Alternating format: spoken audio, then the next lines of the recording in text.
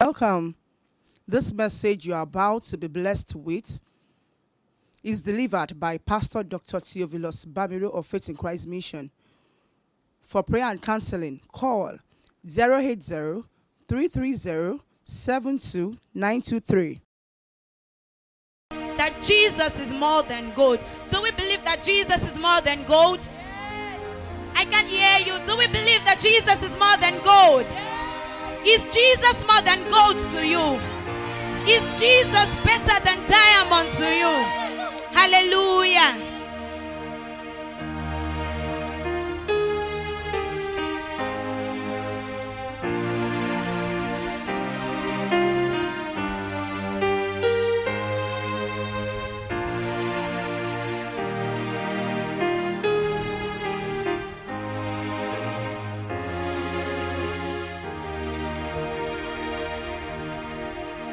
Sweet Jesus, you're the wings beneath my wings.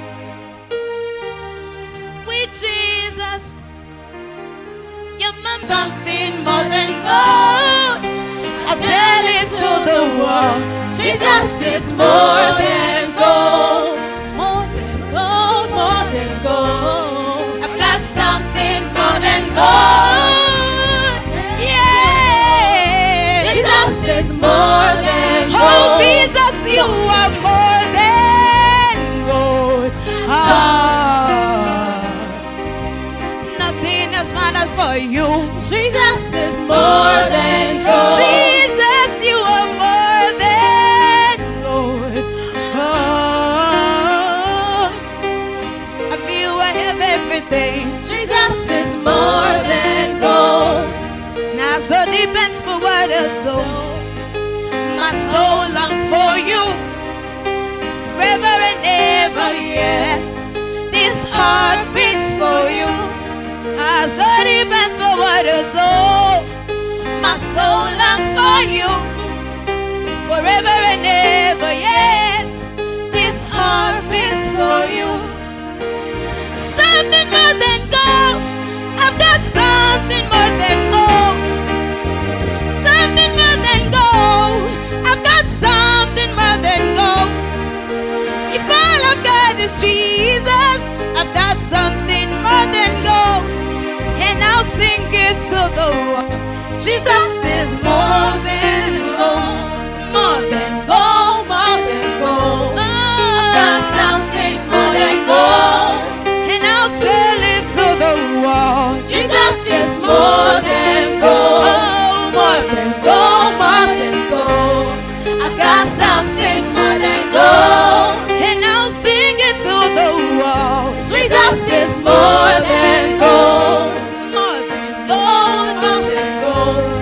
I've got something more than gold. Jesus, Jesus, Jesus, Jesus. Jesus is more than gold.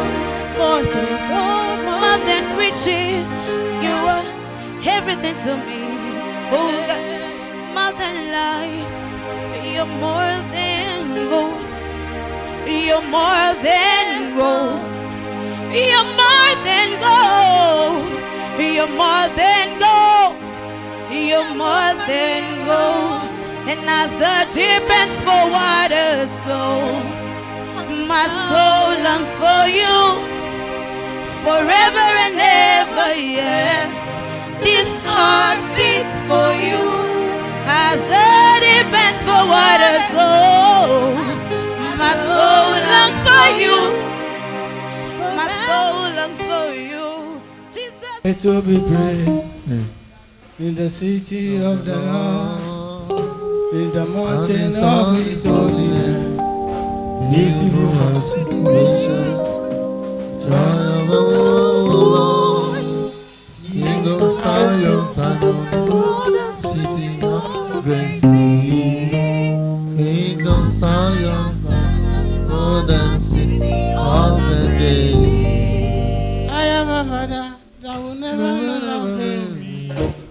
I am father that will never fail me. Jesus is my father. He will never ever fail me. Never fail. Yes, Lord, I believe. Yes, Lord, I believe it is well with me. in the name of Jesus. I believe. Yes, Lord, I believe. Yes, Lord, I believe it is well with me. Torí náà, ó ti ṣiṣẹ́ rẹ̀ bọ̀. Bàbá ṣe láṣẹ pé ó ti ṣiṣẹ́ rẹ̀ bọ̀ láyé mi. Bàbá ṣe láṣẹ pé Olúwa ṣe láṣẹ pé Ó ti ṣiṣẹ́ rẹ̀ bọ̀, bàbá ṣe àṣepé. Ó ti ṣiṣẹ́ rẹ̀ bọ̀ láyé mi, bàbá ṣe àṣepé. ẹ̀jẹ̀ tó jẹ̀jẹ̀ lọ. Ó wá tú mi sílẹ̀. Ẹ̀jẹ̀ tó ṣàn ní Kálífárì. Ó wá tú mi sílẹ̀. Ẹ̀jẹ̀ tó jẹ̀jẹ̀ lọ. Ẹ̀jẹ̀ tó jẹ̀jẹ̀ lọ, kó wá tú mi sílẹ̀. Ẹ̀jẹ̀ tó ṣàn ní Kálífárì, kó wá tú mi sílẹ̀. Màmá bóore Ọlọ́run mọ́ra o. Olúwa bá ṣe ọ́ lóore. Orin hallelujah. Ijó ayọ̀ sí bàbá, orin hallelujah. Ijó ayọ̀ sí bàbá, Torí orí ló ní ṣe. ẹ̀dá ò lárò pín o. Orí lórí ṣe, ẹ̀dá ò lárò pín o. Èdùmàrè fún mi lẹ́mìí mímọ́. Èdùmàrè fún mi lẹ́mìí mímọ́. Fún mi lẹ́nu mímọ́ ọ̀gá. Èdùmàrè fún mi lẹ́mìí mímọ́. Dúpẹ́dúpẹ́ kó mi àdúpẹ́. Ayọ̀ kó mi ayọ̀ o. Dúpẹ́dúpẹ́ kó mi àdúpẹ́. Gbogbo aláyọ̀ kó mi ayọ̀. Èdùmàrè fún mi lẹ́nu mímọ́. Èdùmàrè fún mi lẹ́mìí mímọ́. Kíkú má pọ̀tá mi kò lè sí àwọn. Ìṣojú ọ̀tá mi dá mi lọ́lá.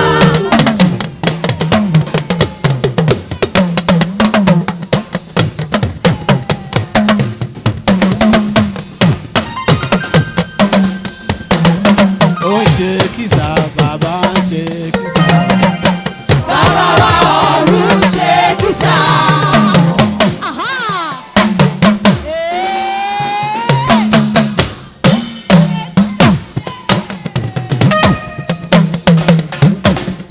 Ó ń ṣe kìsà, bàbá ń ṣe kìsà o. Bàbá wa ọ̀run ṣe kìsà. When Jesus say yes, Nobody can say no. say yes, Nobody can say no. say yes. Nobody can say no. Nobody can say no. Say yes, Nobody can say no. Nobody can say no.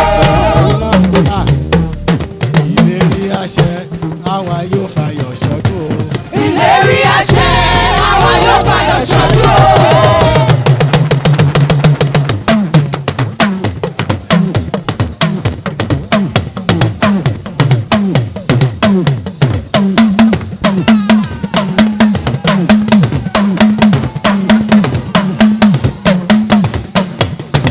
Ìlérí àṣẹ, àwa yóò fayọ̀ ṣọdún o. Ìlérí àṣẹ, àwa yóò fayọ̀ ṣọdún o. Àtúwá lára ògùn látúwá lára òwe. Ìgbà yìí o, àsìkò yìí o, á tù wá lára o.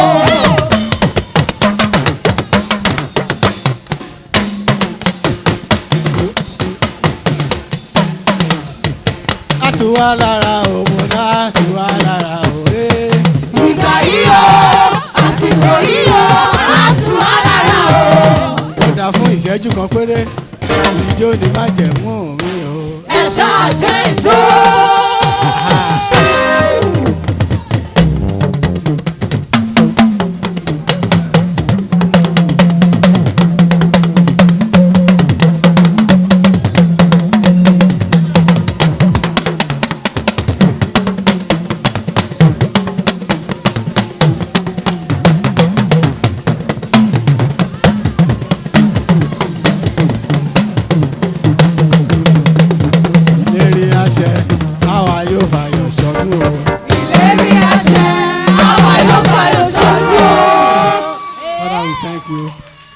Glorify your name.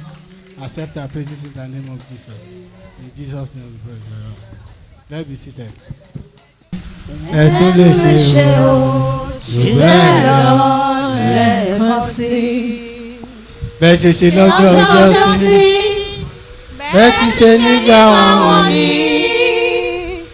Ẹ tún lè ṣe o, jù bẹ́ẹ̀ lọ lẹ́ẹ̀kan sí. Orí ẹ̀yin lẹ ṣe yìí. Ẹ̀yin lẹ ṣe yìí o, ayérayé Ọlọ́run ìyanu. Ẹ̀yin lẹ ṣe yìí o, ẹ̀yin lẹ ṣe yìí bàbá. Ẹ̀yin lẹ ṣe yìí, ẹ̀yin lẹ ṣe yìí o, ayérayé Ọlọ́run ìyanu. Ẹ̀yin lẹ ṣe yìí o. Father, we thank you. Pray that you speak to us. Words of salvation, words of empowerment, so that at the end we shall be able to glorify your name more and more in Jesus' name. In Jesus' name we pray. Somebody say amen. We thank God, we glorify his name for making us to see today, for preserving our life. May the blessing of the Lord continue to be our portion in Jesus' name. I want somebody to read Psalm 37 verse 4. Psalm 37 verse 4. Delight thyself also in the Lord. Delight yourself also in the Lord. Be happy with the Lord. Don't nurse anger against God. Don't complain against God. Delight yourself also in the Lord. Yes. And he shall give thee the desires of thy heart. And he will give you the desire of your heart. Ṣe nínú dídùn sí Olúwa pẹ̀lú. Jẹ́ kí inú ẹ dùn sọ́lúwa. Má bínú sọ́lọ́hun. Má sọ̀rọ̀ òdì sọ́lọ́hun. Má ní kí lọ́lọ́hun ṣe ń bẹ̀ yẹn. Jẹ́ kí inú ẹ dùn sí Ọlọ́hun. Yes. Òun ò sì fi ìfẹ́ inú rẹ̀ fún ọ. Ìfẹ́ inú rẹ, nǹkan tó fẹ́ nọ́kọ̀ ẹ̀ á ṣe fún un. Delight yourself in the Lord, and he will give you the desire of your heart. What God is telling you is, as far as God is concerned, he wants you to be happy. He wants you to be hopeful. He wants you to be faithful. He wants you to sing and dance. He wants you to know that God is in control.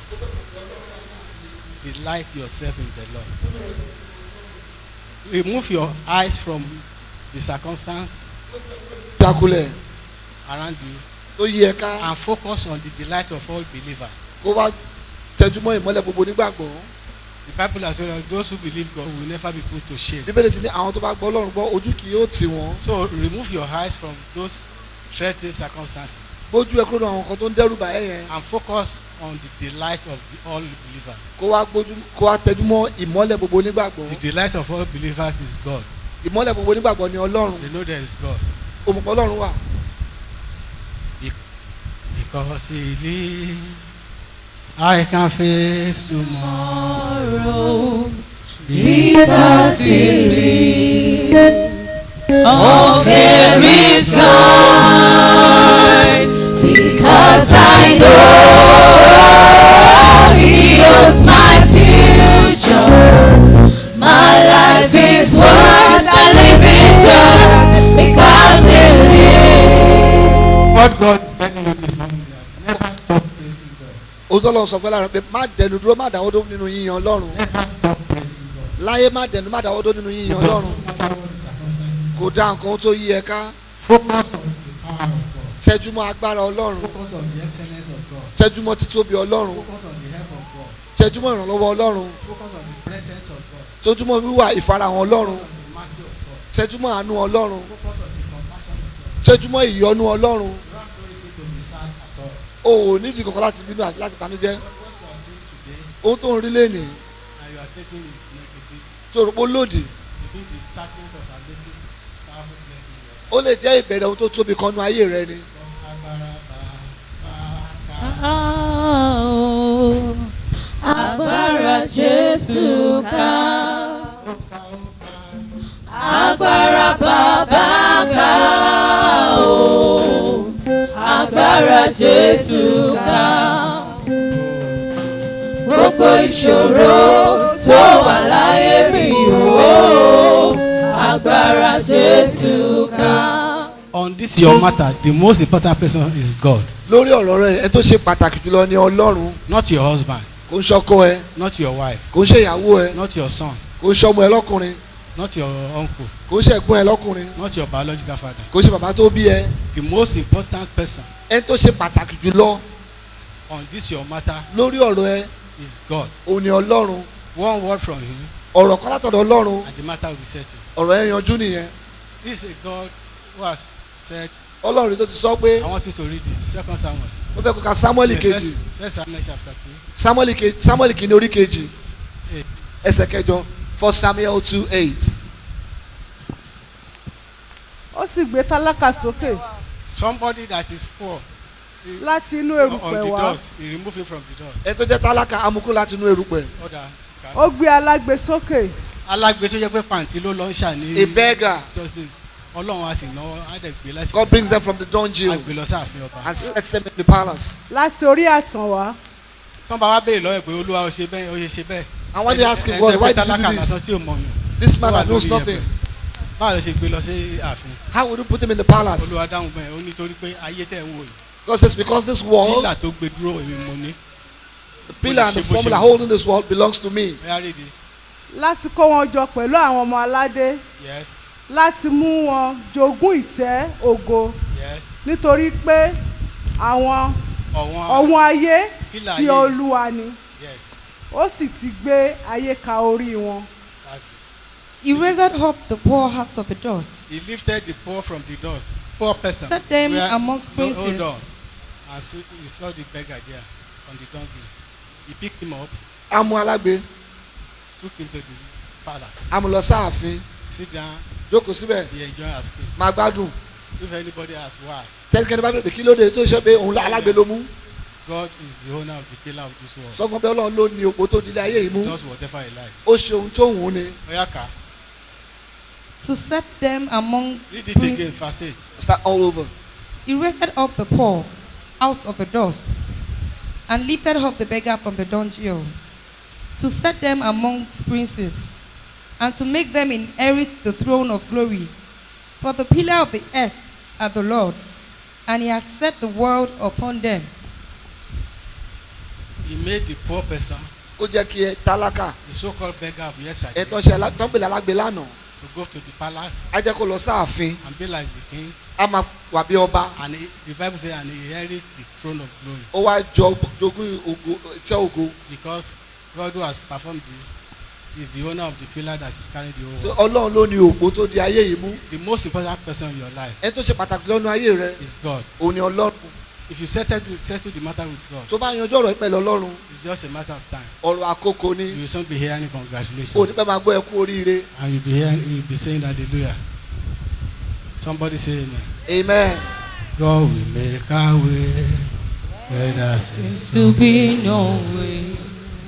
He was ways we cannot see. He will make a way for me. He will be my guide. Hold me closely to his side. With love and strength for each new day. He will make a way. He will make a way. Don't rush to conclusion. Má sáré parí ọ̀rọ̀ yìí. God is doing something in your life. Ọlọ́run ṣe nǹkan nínú ayé rẹ. God has told me to tell you, help is on the way. Ọlọ́run ní kí n sọ fún ẹ, ìrànlọ́wọ́ wà ní ọ̀rọ̀ tó ti ń bọ̀ wá. Help is on the way. Ìrànlọ́wọ́ ti ń bọ̀ wá. Don't jump to unnecessary negative Má conclusion. sáré parí ọ̀rọ̀ sínú ìbànújẹ́. Look at the life of Jacob. ó lẹ́yìn Jákọ́bù.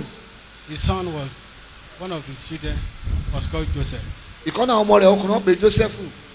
They manipulated. Wọ́n tún pín àrékérekè. They let him feel that Wọ́n jẹ́ kó wò ó pé animal has killed him. ẹranko burú ti pa ọmọ yẹn jẹ. So he has lost one child. Ó ti pàdánù ọmọ kan nìyẹn. When there was famine and no food anywhere, Gbà tí yàn wá mú tí ò sóúnjẹ níbikíbi.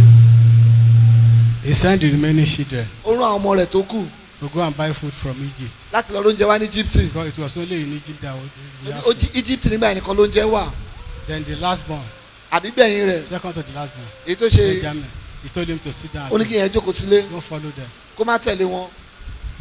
The brothers went.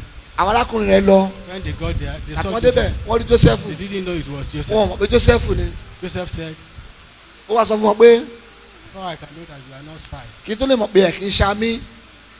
you will go back Ẹ padà lọ. and bring that boy, Ẹ lọ mọ ọmọkùnrin yẹn wá. Benjamin, Benjamin yẹn. that you said is your brother. Ṣé sọ bóyá arákùnrin yẹn. Then one of you, Ìkànnù yín Simon, Símónì will stay ìyẹn á dúró. in Egypt here. Á dúró sí Íjíbítì While nígbà yẹn. others will go. Ẹ̀yin tó kọ padà lọ́lé. Go and bring the boy. Ẹ lọ mọ ọmọkùnrin yẹn wá. If not, they will be punished." Tí ò bá rí bẹ́ẹ̀ wọ́n máa fìyà jẹ wọ́n. Gbàtọ́ padà délé. Wọ́n sọ fún bàbá wọn. Ọba Íjíbítì sọ pé Benjamin that is at home. Benjamin tó wà ń léyìí They should be. àwọn ní láti mú wá. They allow Simon to. Kò wá jẹ́ kí Símónì tẹ̀lé wa. Ọkùnrin yẹn sọ ohun kan. Genesis 42 verse 36. Joseph is gone. Ó ní Joseph ti lọ. Simon is gone. Símónì náà ti lọ báyìí. Benjamin is gone. Benjamin náà ti lọ And báyìí. everything is working against him. Pé gbogbo ohun ló ta kò ń pátá. Genesis 42. Genesis 42 And Jacob- Verse 36. And Jacob their father said unto them, Me have ye bereaved of my children. Joseph is not, and Simeon is not, and ye will take Benjamin away. All these things are against me. That everything is just against him. Joseph gone. bí Joseph ti lọ. Benjamin gone. Benjamin ti lọ. Simon gone. Símónì ti lọ. Everything is just working Gbogbo against him. ó kàn ṣe tó ta kò ń. That was what he believed. Ohun tó gbàgbọ́ nìyẹn. Oya kan. Jákọ́bù bàbá wọn sì wí fún wọn pé èmi ni ẹ̀yin gbà ní ọmọ Jósẹ́fù kò sí Símónì kò sì sí ẹ sì fẹ́ mú mi ní Benjamin lọ lára mi ni gbogbo nǹkan wọ̀nyí pọ̀ sí. He believed that everything was against him. Ohun tó sọ pé gbogbo He nǹkan ta kò started to ń. weep. Started to give sorrow. But not many days later, a message came from Egypt Gbàtọ́ sọ yẹn ọ̀rọ̀ wá láti Íjíbítì. that your son, Bí ọmọ rẹ Joseph, Joseph is alive. ó wà láàyè. He is the king in Egypt. Òun lọ bá ní He is Íjíbítì. the prime minister. Òun ni olórí ìlú. And he wants to see you. Ó dẹ̀ fẹ́ rí ẹ. The man was shocked. Ó ya ọkùnrin yẹn lẹ́nu. He got to Egypt Ó with dé Íjíbítì ní tòótọ́. the horses they have brought. When he got there, Gbàtọ́ débẹ̀ he was told, wọ́n sọ fún for the rest of your life, fún ọjọ́ ayé rẹ tó kù. for the rest of your life, Fún ọjọ́ ayé rẹ tó kù. 2 more times, for the rest of your life, Fún ọjọ́ ayé rẹ tó kù. for the rest of your life. Fún ọjọ́ ayé rẹ tó kù. Jacob was told, you will not need to work again. O ò ní ṣiṣẹ́ mọ́ wọn sọ fún Jacob bẹ́ẹ̀. Eat freely, Máa jẹun lọ́fẹ̀ẹ́. dress like king, Múra bí ọba. give things to people, Máa fáwọn èèyàn ní nǹkan. go to Goshen land, Lọ sí ilẹ̀ Góṣẹ́nì. belongs to you now. Ti ẹni nísìn. Everything there, Gbogbo tó wà ń bẹ̀. Ti ẹni. and you talk like king, Sọ̀rọ̀ bí ọba. because you are the father of the prime Tó minister. rọ̀ ní bàbá olórí For the orílẹ̀-èdè. rest of your life, Fún ọjọ́ ayé rẹ tó kù. can you imagine how the man will be looking? So wo bọ́kùnrin ẹ̀ṣẹ̀ máa ronú gbà This was yẹn. a man who was thinking that everything was against him, Ọkùnrin tó sọ tẹ́lẹ̀ pé gbogbo nǹkan ta kò ń not lélẹ́yìn. knowing that God was planning something Kò good, pẹ́ lọ́hún ṣètò fóun ní something beautiful. ohun tó dára. And so when he was told for the rest of his life, Bàtà sọ pé fún ọjọ́ ayé rẹ̀ tó you kù don't need to do any effort. kò ní ṣiṣẹ́ kankan mọ́. Food, Oúnjẹ ọ̀fẹ́, clothing, aṣọ ọ̀fẹ́, ilé whatever ọ̀fẹ́. he wants to ride, he will ride it. Ohun tó bá fẹ́ ṣe ló fẹ́ ṣe. Whatever money he wants to spend is Owó tó there. bá fẹ́ ná ló fẹ́ ná. Any amount. Eyekeye tó fẹ́ ná. His own is just to wake up in Tí the ẹni pé kó jí láàárọ̀, morning, eat, kó jẹun, relax, kó sinmi, go around, kó ṣe ní káàkiri, come back kó home. tún padà wálé. Everything you need is. Gbogbo nǹkan ti wà lẹ̀ fún.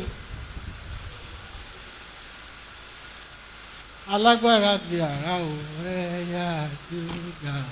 Kìnìún dé ẹ̀yà Júdà Somebody God is speaking to you through this èèyàn word. kan lọ́n sọ̀rọ̀ sínú ayé rẹ nísinsìnyí. He will help you. òun máa ràn ẹ́ lọ́wọ́. He will promote you. òun máa gbé ẹ ga. He will move you forward. òun máa mọ lọ síwájú. He will surprise you presently. ó máa yà lẹ́nu ní ọ̀nà ìyanu. Wonders will be your portion. ìyanu ló máa jẹ́ ìpín rẹ. That is why it is written in the Bible. òun náà kọ́ sínú bíbélì. Job 22:21. Rome 22:21. He said, let God be your friend. ó jẹ́ kọ́lọ́run jẹ́ ọ̀rẹ́ rẹ. Acquaint yourself with the Lord súnmọ́ ọlọ́run ọ̀rẹ́ rẹ. so that you will have peace. kó lè ní àlàáfíà. Then good things will come from him. ohun rere á sì tọ̀dọ̀ rẹ̀ wá. Read it, Job 22:21. Romans 22:21. Job 22. sorry Job 22:21. Mú Ọlọ́run lọ́rẹ̀ẹ́ kó lè lálàáfíà kọ́kàn ẹ̀ lè balẹ̀. Tí Ọlọ́run bá jẹ́ ọ̀rẹ́ ẹ̀, wọ́n gbógun lọ́tún wọ́n gbógun lọ́sì wọ́n kàn waste time. If God is your friend and they wage war against you, they are doing in vain. No weapon fashioned against you shall prosper. kò sóhun ìjà kan tá a ṣe sí ẹ tó máa lágbára. Job 22:21.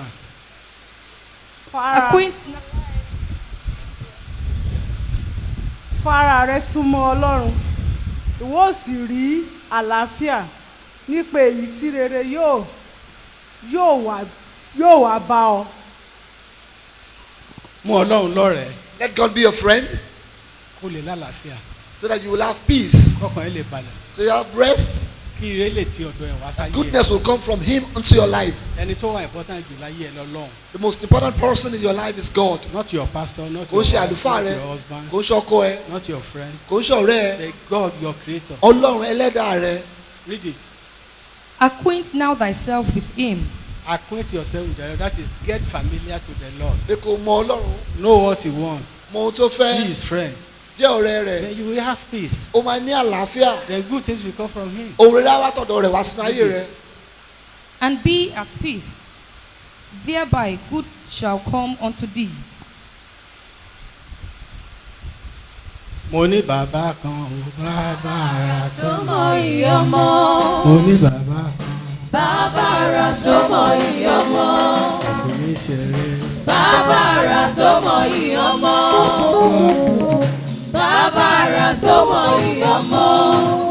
Ẹ wá wò, ẹ wá wò, ẹ wá wò Olùgbàlà ọlọ́wọ́ gbàgbọ́ra tí ọmọ rẹ̀ lọ fi ayé. Ẹ wá wò Olùgbàlà tó sáyé bí tirẹ̀. gbogbo alámọ̀ ẹ̀tàn Mẹfibóṣẹ́tì. ọba Sọ́ọ̀lù bí Jonathan. Jonathan bí Mẹfibóṣẹ́tì. ọba Sọ́ọ̀lù tako Dávidi. ní ìparí rẹ̀ ọba Sọ́ọ̀lù àti Jonathan kú ní ọjọ́ kan. wọ́n fi ọmọkùnrin kékeré yẹn sílẹ̀ Mẹfibóṣẹ́tì. kí ọmọ yẹn lè ní ààbò tó dájú. ìkànnì àwọn ọmọdé tó tọ́jú ilé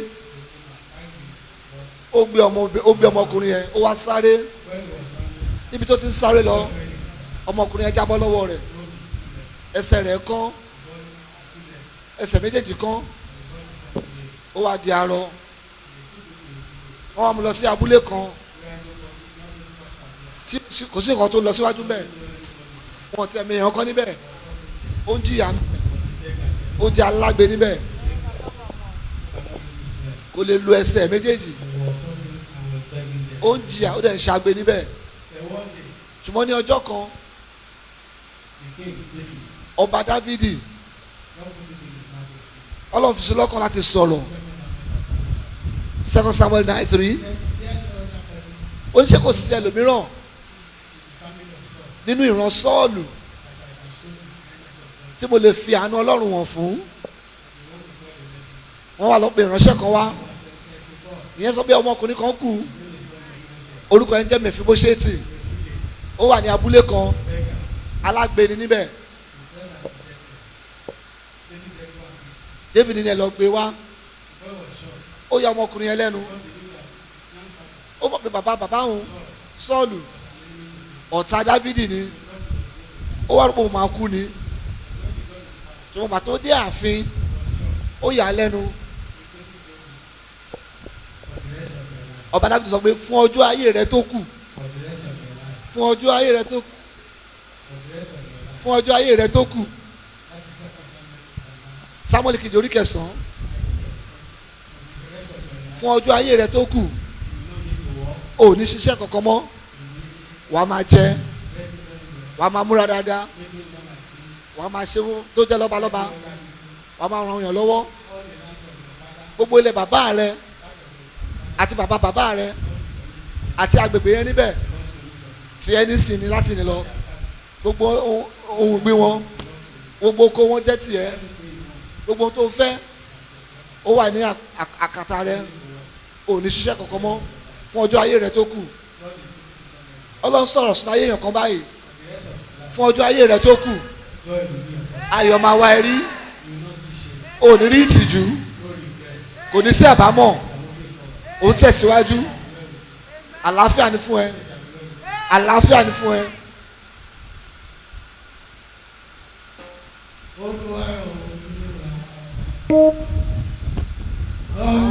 Ọlọ́run mi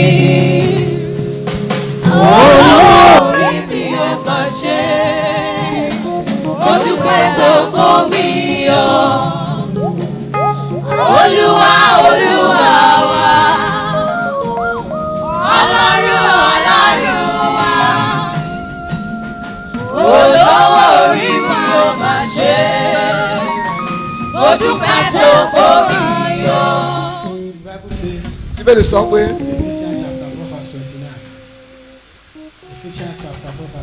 Ephesians 4:29. Don't allow negative words to come from your mouth. Don't speak words that is already corrected. Talk in the way of faith that will edify people and be a blessing to those who are here. Because the power of word is life and death. You can speak life or you can speak death. Let's read it, please.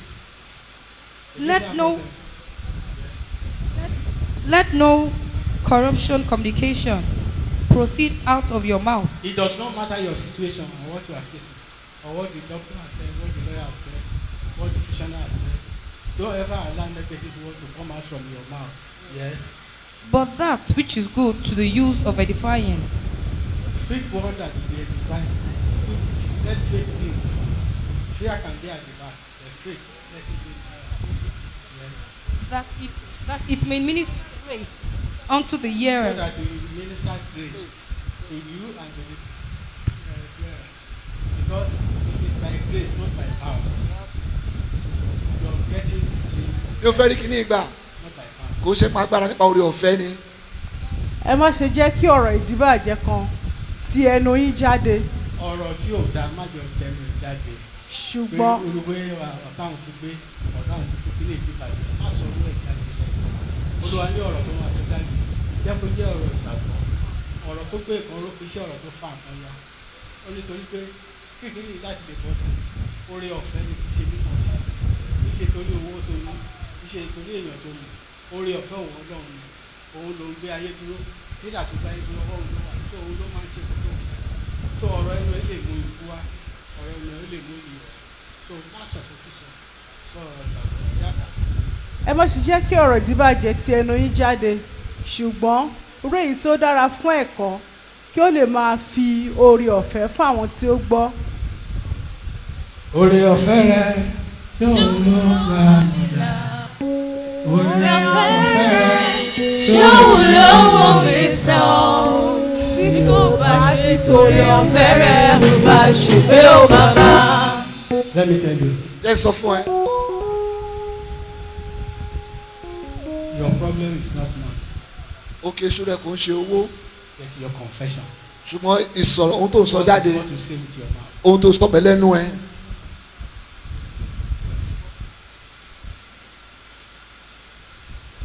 When I passed out from secondary school, Màá tó ṣe tán láti léèrè girama. I saw an advertisement Mo rí ohun polongo kan of Ministry of Communication ní Ministry of Communication. that they want to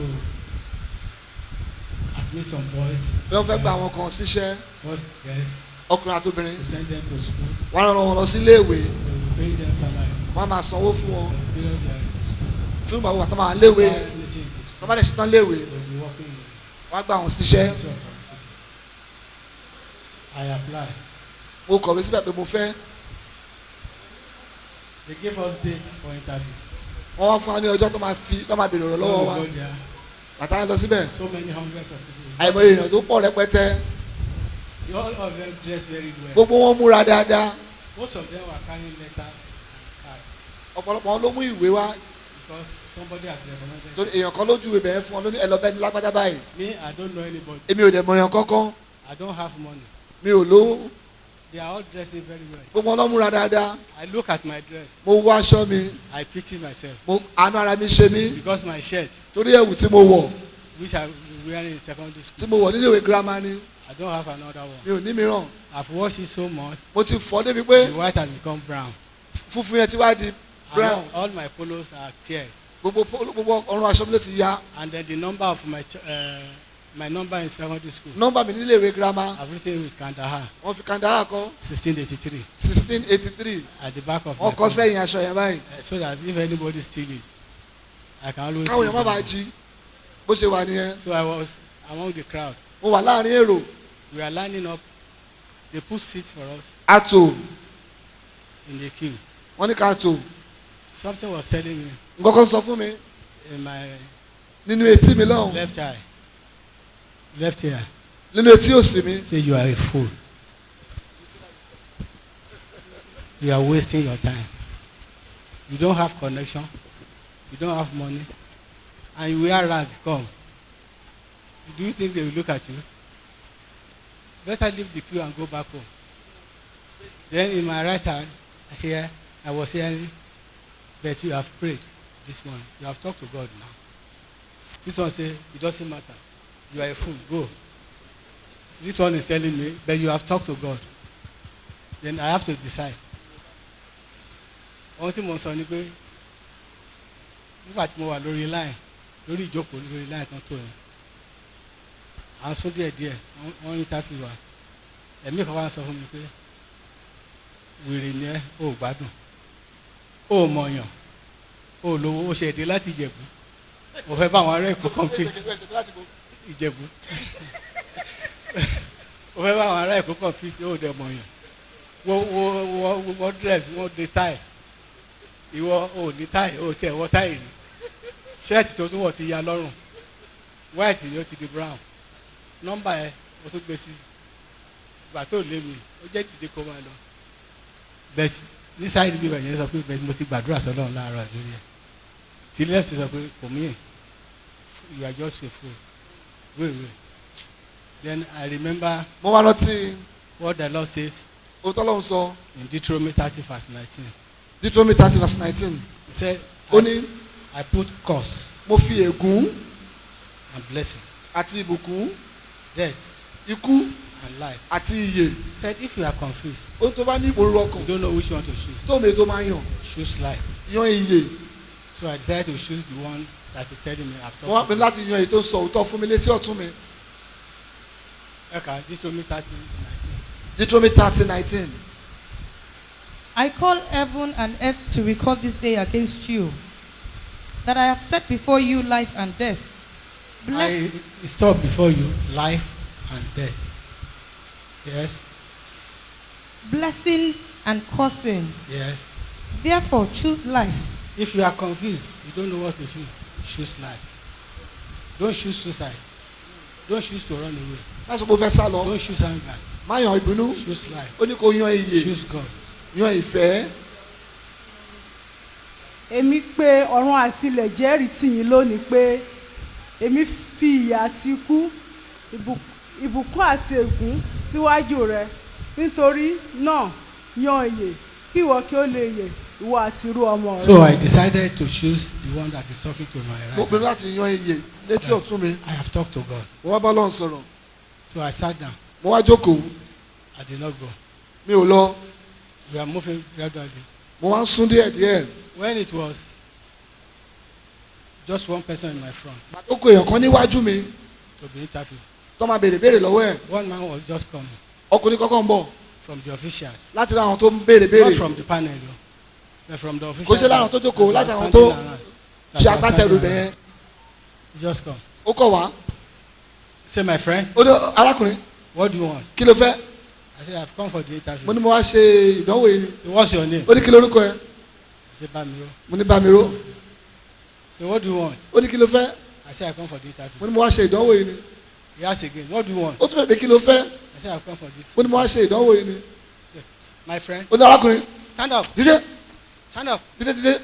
Then something was telling me, kọ́kọ́ wá sọ fún mi. you see, you are a fool. ṣé o ti rí ìsìn. I told you to go. mo ti sọ kó máa lọ tipẹ́. See the way they want it. o máa yẹ fẹ́ dojú tì ẹ́ ń sìn. Say, go, ó yá máa lọ. leave, máa lọ. follow me. tẹ̀lé mi. Then he took me to one side. ó wá mú mi lọ sẹ́gbẹ̀ẹ́ kan. You don't disturb anybody. ó ní má di ẹnikẹ́ni Go sit lọ́wọ́. down there. kàn jókòó síbẹ̀.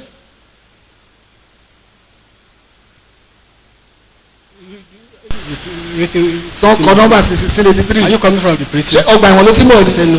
mo ní rọ. Say, and all your polo is tear. ó ní gbogbo àwọn aṣọ ló ti yá yìí. Why don't you bring another one? kí ló tó ṣe mú mi wá. I said, I don't have mo another ní one. mo ní mi ni. Say, shut up. ó ní panumọ́. Don't ever come to that queue. láyé má ṣe wá sí mọ́. Sit down there. jókòó síbẹ̀. He shouted on me. ó panumọ́ mi. After they have finished everything, lẹ́yìn àtọ́jú parí ìdánwò yẹn. he collected my address. ó gba àdírẹ́sì mi. Like other people say, go. ó ní máa lọ. The second morning, àárọ̀ ọjọ́ kejì. I was in the front of our house mo wà níwájú ilé wọn. and I saw the man, mo wá lé ọkùnrin yẹn. Alhaji Oshodi. aláàjì oṣooṣù. Said, I've been looking for you. ó ní mo ti ń wá ẹ. He brought a parcel. ó mú ọkọ̀ wá. Inside the parcel, nínú ọmọ tó gbé dání yẹn. big box, pàdé ńlá ni. a lot of shares, àìmọye òun ló wà nínú ẹ̀. different color of shares, oríṣiríṣi. then envelope of money àti ẹ́ńfílọ́pù tí owó wà nínú for ẹ̀. me. fún mi.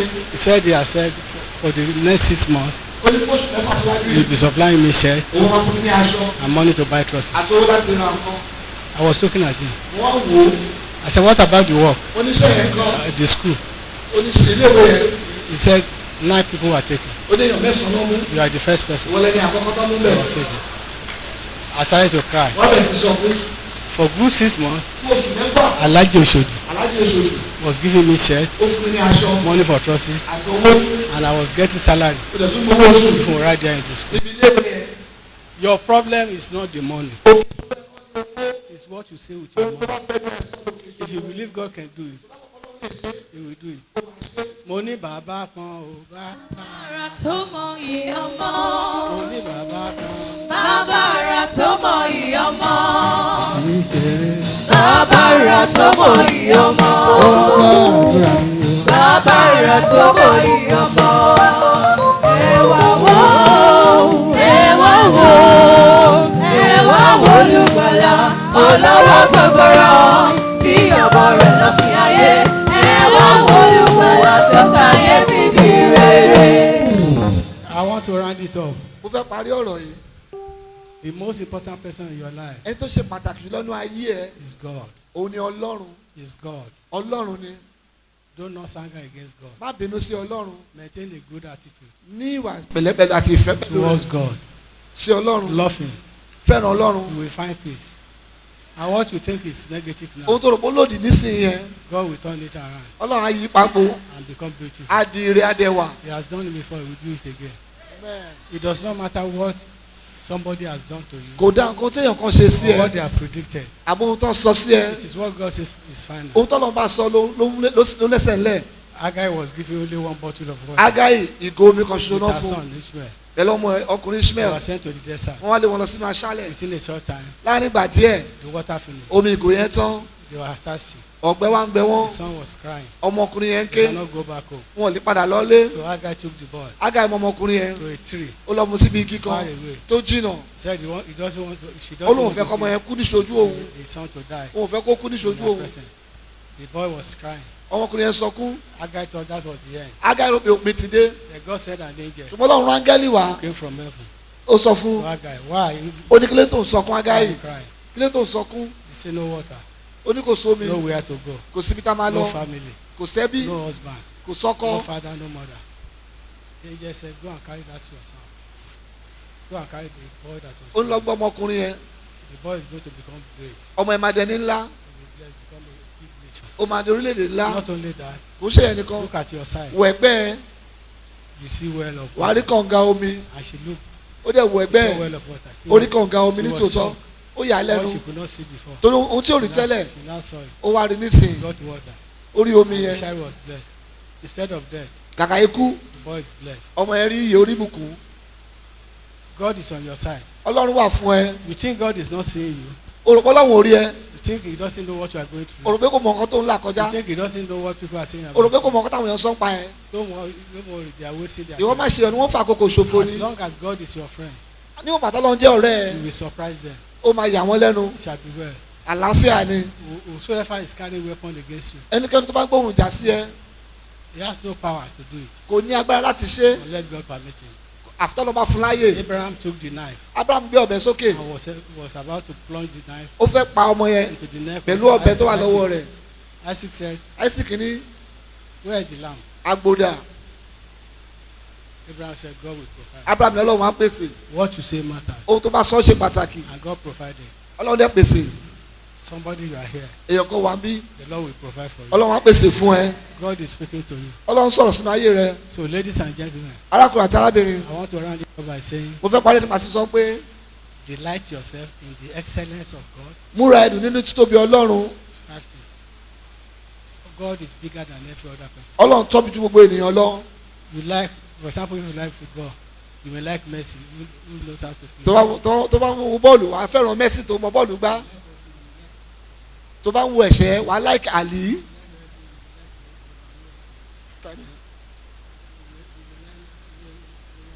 wàá like Thomas Ray tó bá ń wo àwọn tó ń jàjàkadì àti bẹ́ẹ̀ bẹ́ẹ̀ lọ. ọlọ́run ẹ tóbi ju gbogbo wọn lọ.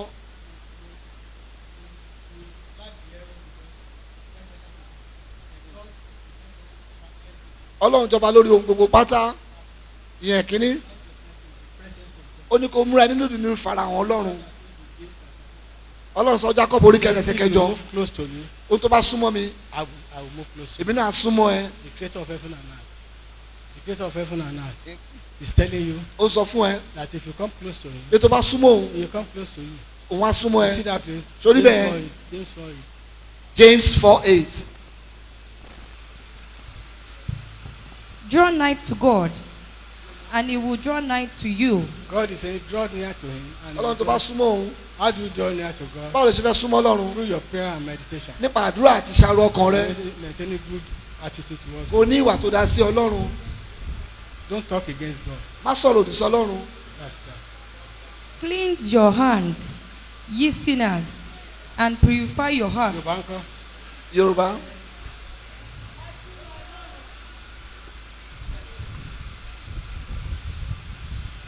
ẹ súnmọ́ ọlọ́run òun ò súnmọ́ yín. Ọlọ́run tó ní ayé àti ọ̀run ló ń sọ̀rọ̀ yẹn. God the one of the heavens and that is saying Nínú ìwàásù yóò bẹ̀rẹ̀ sọ pé súnmọ́ òun. he says come near to me Òun á súnmọ́ ẹ̀. and he will go near to you too Ìyanu á ṣẹlẹ̀. and there will be miracles. Nǹkan márùn-ún. 5 ẹ wẹ things. ọwọ́ yín mọ́. Ó ti dà. It's okay. Nǹkan márùn-ún. There are 5 things. Delight yourself in his presence. múnú rẹ dùn Delight yourself in his presence. múnú rẹ dùn nínú ìfarahàn ọlọ́run Delight yourself in his help. múnú rẹ dùn nínú ìrànlọ́wọ́ ọlọ́run. Ó ní agbára láti ràn ẹ́ lọ́wọ́. He has the power to help you. Obìnrin opó tó fi ìbò ti tán fún òun. And the widow woman I think was Ó over jẹ the last food fún òun. and she should eat the last food and die. Kò mọ̀ pé Ọlọ́run wò òun. She never knew God was watching over her Kò mọ̀ pé Ọlọ́run nífẹ̀ẹ́ òun. and God loves her so much Ọlọ́run rán Elijah débi. and God sent Elijah to her. Ìyẹ̀fun yẹn ò ní tán. And your flour will not go dry and your oil will not finish Títí èèyàn máa fi kúrò ní. until this famine is over Pẹ̀lú ọmọ ẹ̀. for you and your son. Ọlọ́run wò ẹ̀. God is watching over God you. knows what you are going through. Ó mọ ohun tó là kọjá. He knows what people have been saying. Ó mọ ohun táwọn èèyàn ti ń sọ. He knows what you have been feeling. Ó mọ bó ṣe rí lára rẹ. Somebody, your friends have written you off. Èèyàn kan àwọn ọ̀rẹ́ ẹ̀ ti sọ pé ó ti tán fún ẹ. The family have written you Ẹbí ló ti tán fún ẹ. off. They thought you cannot perform. Wọ́n rò pé olè kò lè ṣeé ṣe fún ẹ But mọ́. I'm telling you, Ṣùgbọ́n èmi sọ fún ẹ by the 17th of September, nígbà tó bá di 17th of September you remember this meeting. wàá rántí ọ̀rọ̀ yìí. You will know that God loves you so Wàá much. mọ̀ pé Ọlọ́run fẹ́ràn ẹ púpọ̀. You will be in the throne, Ó máa lórí ìtẹ́ be blessed, nínú ìbùkún powerfully favored. ojú rere tó lágbára. Write it down, don't forget. Kọ sílẹ̀ ní ní má gbàgbé 17th of September. 17th of September. I know what I'm telling you. Mo ohun tí mo sọ I fún ẹ know what yìí. I've just had now. Mo gbọ́ báyìí By the 17th of nígbà tó máa di September, ọjọ́ kẹtàdínlógún oṣù This year. September lọ́dún yìí. you will remember this word. Wàá rántí ọ̀rọ̀ yìí. You know that God has been talking to you. Wàá mọ̀ pé mo bá sọ̀rọ̀. Because what you have lost, Tó ló tó ti pàdánù you are getting it back. wàá gbà padà. What they have broken, Ohun tó ti wó lulẹ̀ God will mend it. Ọlọ́run á kọ padà. What they have killed, Ohun tó ti pa God will revive it. Ọlọ́run á jí padà. Your joy will be full. Ayọ̀ rẹ̀ á kún In the mighty name of ní orúkọ ńlá Jésù. ẹ wà lórí ìdúró. Let's stand up on our feet. Alágbára lọ́lọ́run mi. Alágbára lọ́lọ́run mi ó bá. tó bá ti sọ̀rọ̀ bẹ́ẹ̀ náà lórí. Alágbára lọ́lọ́run mi. Ọlọ́run mi. Alágbára lọ́lọ́run mi. Alágbára ni Jésù mi o. Tó bá ti sọ̀rọ̀ bẹ́ẹ̀ náà lórí. Alágbára lọ́lọ́run mi. We are going to pray. A máa gbàdúrà. Peter tried to get fish. Pétérù bí ọdún láti rí ẹja pa. He looked for it. He couldn't get anything. Kò rẹ́jà wọn pa. He thought he would be going home empty-handed. Ó kó wọn lọ́wọ́ òfo. He was washing his net because no fish. Ó ń fún àwọn rẹ̀ torí kò sẹ́ja. It was like people would be looking at him. Àwọn èèyàn tí wọ́n ń wò ó Where is your God? bí Ọlọ́run rẹ̀ dà. All the efforts is not. Gbogbo akitiyan tó ṣe It's not bringing any fruit. kò ní ìtumọ̀ kankan. The friends have written him off. Àwọn ọ̀rẹ́ sọ pé kò lè ṣe é ṣe fún wọn. Family have written him off. Àwọn ẹbí ti kọ̀ ọ́ sílẹ̀. Those working with him have written him Àwọn off. tó ń ṣiṣẹ́ pẹ̀lú ẹ̀ náà ti kọ̀ ọ́ sílẹ̀. But suddenly, Ṣùgbọ́n lójijì Jesus came Jésù dé to talk to people láti bá èèyàn sọ̀rọ̀. and decided to use that book. Ó wá pé láti lo ọkọ rẹ̀. Jesus visited him and the story changed. Jésù wọn ọkọ rẹ̀ ìtàn rẹ̀ yí padà. First of all, I want you to pray. Wọ́n kọ́ fẹ́ kó gbàdúrà. Oh Lord, arise. Pé Olúwa Visit me. dìde kó bẹ̀mí wò. Visit me now Bẹ̀mí wò nísìnyí. and help me. Ó ràn mí lọ́wọ́. In the name of Jesus. Ní orúkọ ńlá Jésù. Shall we pray? Àdúrà. In the mighty name of Jesus. In Jesus' name we pray. Ní orúkọ Jésù la gbàdúrà. As you pray this Bó bá ṣe prayer, gbàdúrà yìí. when you mention the word glory, then use your hand to touch your chest 2 times. Tó bá dárúkọ ògo, wọ́n á fi ọwọ́ kan ara rẹ̀ lẹ́ẹ̀mẹ́ta. When Jesus visited Peter inside that boat, after using the boat to talk, after the preaching, Jesus said, launch your net into the deep Bàtí Jésù lu ọkọ̀ Pétérù tán, ó sọ Pétérù tí ọkọ̀ rẹ̀ sí ibú for a great catch. kó lè pa ẹja tó pọ̀. Peter was saying, well, all night I've tried. I've Pétérù sọ been- pé gbogbo alẹ́ àná ló ń gbìyànjú láti pa ẹja. But at your word, Ṣùgbọ́n wò rí kankan ṣùgbọ́n torí ọ̀rọ̀ rẹ̀ it shocked him ó yà á lẹ́nu. when he tried. Bàtó gbìyànjú He ẹ̀ wò got a lot of fish tó pa ẹja púpọ̀. to the point that the boat was Dé almost. pé ọkọ̀ rẹ̀ ò lè gbà á He mọ́. has to call other people to come and Ó wá ń get pe àwọn èèyàn kan wá kó nínú ẹ̀. We are going to pray. Ó máa gbàdúrà. When you mention the word glory, Tó bá dárúkọ ògo, touch yourself 3 times. fọwọ́kan ara rẹ̀ lẹ́ẹ̀mẹ́ta. Oh Lord, Olúwa, I need to see your wonders. mo ní láti rí ọwọ́ rẹ. Arise and let your glory settle on my Dìde kó jẹ́ kí ògo rẹ tọ̀ nínú ẹbí mi all of my life, àbí nínú ayé mi all my marriage. àbí lórí ìgbéyàwó mi. You know the area you want. O mọ ibi tó ti fẹ́ ògo Ọlọ́run. Oh Lord, Olúwa, I need to see your wonders. mo ní láti rí ìyanu rẹ. Arise and let your glory Dìde kó jẹ́ kí ògo rẹ settle in my life. kó wà nínú ayé mi. In the name of Ní Jesus. orúkọ la Jésù. Mo nílò ìyanu rẹ Olúwa. God, I need your wonders. Olúwa dìde. God, arise. Jẹ́ kí ògo rẹ Let your glory, kó jókòó sínú ayé mi. let it settle in my life. Ó yá àdúrà. Prayers. In Jesus' name we Ní pray. orúkọ Jésù la gbàdúrà. Jesus told Peter, Jésù sọ fún Pétérù launch your net into the deep tí ọkọ̀ rẹ sí ibú for a great catch. kó lè pa ẹja púpọ̀. And it happened. Ó dẹ̀ ṣẹlẹ̀ bẹ́ẹ̀. We are going to pray. Wàá gbàdúrà. Oh Lord, Olúwa, the secret I need to know àṣírí tó yẹ kí n mọ̀ that will bring congratulations to my life. tó máa mú ẹ kúrò oríire wá sínú ayé mi. Oh Lord, Olúwa, reveal it to me fi hàn fún mi báyìí this week. lọ́sẹ̀ yìí. Àṣírí tí mo wá láti The secret I ought to know lórí ọ̀rọ̀ yìí concerning this issue tó máa jẹ́ kí ayọ̀ mi kún. that will bring your joy into my Lọ́sẹ̀ life. Olúwa fi hàn. This week, God reveal it unto me. Ó yá àdúrà. Prayers.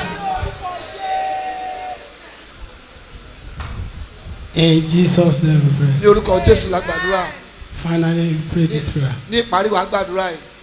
When David went against Goliath, Àti Dábìdì lọ bá Gòláyátì jà. David a small boy, Dábìdì ọmọkùnrin he kékeré. thought he cannot make it. Wọ́n rò pé kò lè bọ́ sí fún. But when he went, God helped him. Ọlọ́run ràn lọ́wọ́. He killed Goliath. Ó pa Gòláyátì. When David was coming back, Àti Dábìdì padà bọ̀. all the women, Gbogbo àwọn obìnrin, all the men gbogbo àwọn ọkùnrin, went to meet him, wọ́n parapọ̀ lọ́ba. dancing, Wọ́n ń jó, rejoicing, wọ́n ń yọ̀, giving grace to God, wọ́n fi ògo fún Ọlọ́run. praising the name of the Lord. Wọ́n ń yin orúkọ Ọlọ́run. Somebody, you are here, you are going to pray this prayer. Èèyàn kan wá bí máa gbàdúrà yìí. Over this matter, Lórí ọ̀rọ̀ yìí, wherever I go from today, ibikíbi tí bá lọ láti èní lọ Oh Lord, let me come back Olúwa jẹ́ kí n padà wá rejoicing and dancing pẹ̀lú ayọ̀ àti ijó in the mighty name of ní orúkọ Jesus. ńlá Jésù And mention that area. dárúkọ ibi tó fẹ́ kó It is set. òyìnbó nìyẹn Do not forget 17th of má September. gbàgbé 17th of September Olúwa God lórí ọ̀rọ̀ mi on this issue ibikíbi tí n bá lọ jẹ́ kí n padà dé pẹ̀lú wherever ọpẹ́ I go from today àti ijó. let me come back with Àti àmì. testimony dancing and joy Ó yá àdúrà. prayer In Jesus' name we pray. ní orúkọ Jésù la gbàdúrà We are going to crown this prayer through this prophecy. wàá fi ọ̀rọ̀ èdè àdúrà yìí ládé 2 Kings 7:1. 2 Kings 7:1 This is a prophecy. àsọtẹ́lẹ̀ lélẹ́yìí 2 Kings chapter 7 verse 1.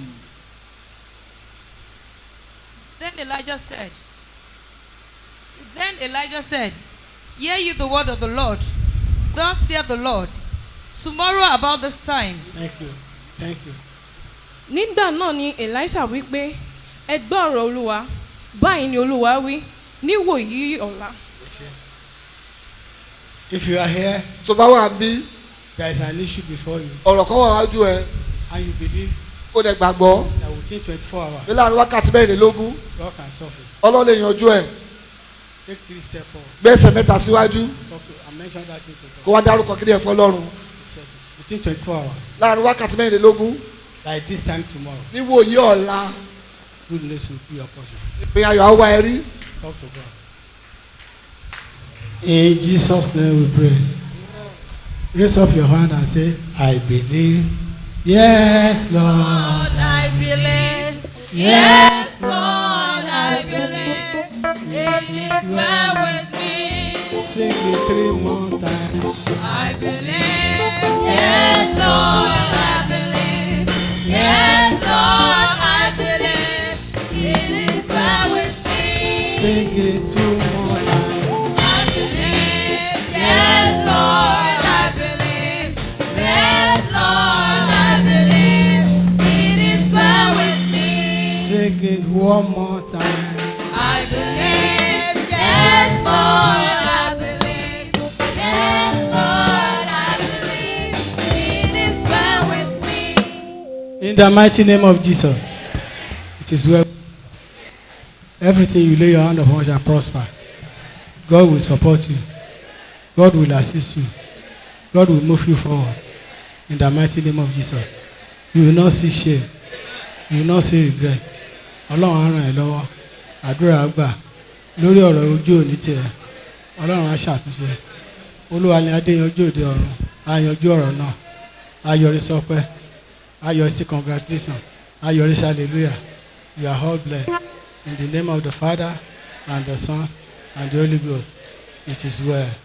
In Jesus' name we pray. Amen and amen.